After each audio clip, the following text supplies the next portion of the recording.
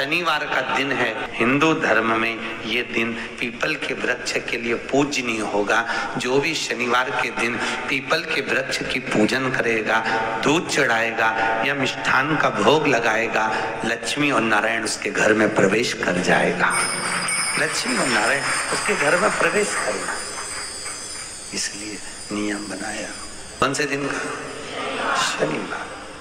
लक्ष्मी जी बोली, नारायण आपने तो एक दिन का वार लिख दिया। शंकर जी ने 7 वार बनाए हैं, रविवार, सोमवार, मंगल, बुध, गुरु, शुक्र और शनि। ये शिव जी ने बनाया। अब एक दिन आपने अपना बना लिया, बाकी के दिन अगर कोई इस पीपल के वृक्ष के नीचे आएगा और यहाँ तो दरिद्रता बैठी है तो उसका क्या होगा? भगवान नारायण बोले, सुन दरिद्रता, तेरे से एक विनती है, अगर कोई भी मनुष्य इस पीपल के पेड़ के नीचे अगर 7 दिन में आता है और उसके हाथ में अगर कोई सामग्री होती है तो तू उसके घर में प्रवेश नहीं करेगी। नियम है पीपल के वृक्ष का, या तो पानी का लोटा लेकर जाओ, कुंकू का चोपड़ा लेकर जाओ, शक्कर लेकर जाओ, या पेड़ के नीचे चींटी को डालने के लिए आटा ले जाओ, पर खाली हाथ पीपल के वृक्ष के नीचे कभी मत जाओ। खाली हाथ जाओगे तो दरिद्रता तुम्हारे घर में प्रवेश करेगी। और शनि महाराज का भी पांव टूट गया था, तब तक नहीं टूटा था जो अपनी माता संध्या को लात मारी थी। शनि महाराज ने लात मारी तो पांव टूट गया। शनि महाराज की आंख में आंसू। देवर्षि नारद के पास है, नारद जी मेरा पांव टूट गया, मैंने अपनी माँ को लात मारी। नारद जी बोले, तू तो द्रोषी है, तूने अपनी माता को लात क्यों मारी? कोई देवता नहीं अपनाया। तब भगवान नारद जी ने कहा, शंकर जी के शिवलिंग की स्थापना कर, उसकी पूजन कर। जहाँ काशी विश्वनाथ के मंदिर आप लोग जाते हो, जिस विश्वनाथ का दर्शन करते हो, ये काशी का विश्वनाथ का प्राण प्रतिष्ठा शनि महाराज ने करी थी।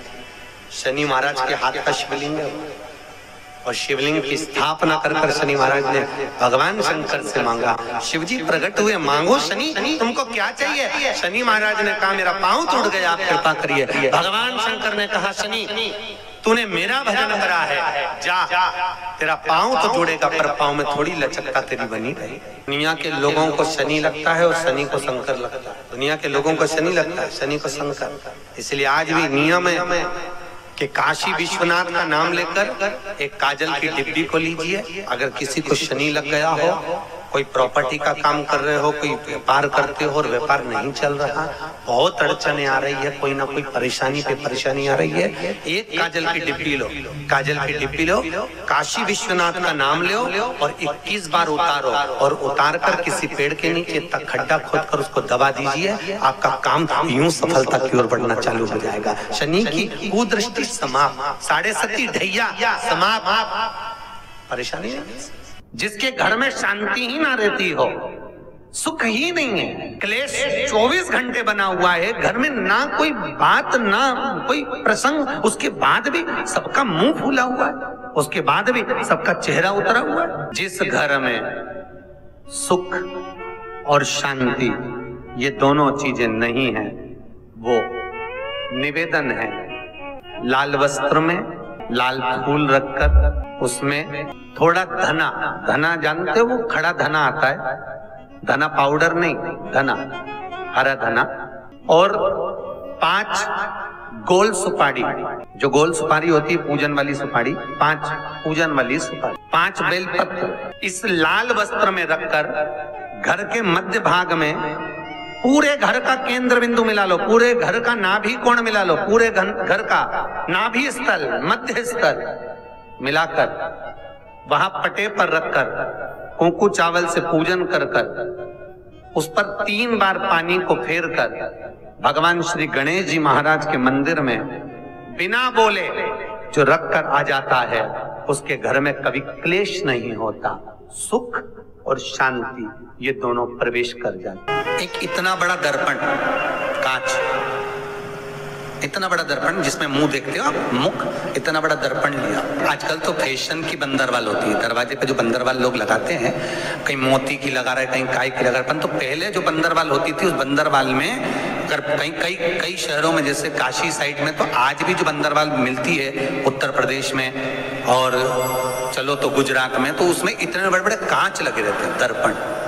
उसका क्या महत्व है? शिव महापुराण की कथा कहती है दर्पण इतना बड़ा ले लो, बंदर वाला अगर दर्पण वाली नहीं तो इतना बड़ा दर्पण लो, हनुमान जी के मंदिर में जाकर, क्योंकि हनुमान शंकर का ही अवतार है, हनुमान जी के मंदिर में जाकर हनुमान जी के उल्टे पांव का थोड़ा सा सिंदूर, चरण का थोड़ा सा सिंदूर एक कागज में लेकर आ जाइए।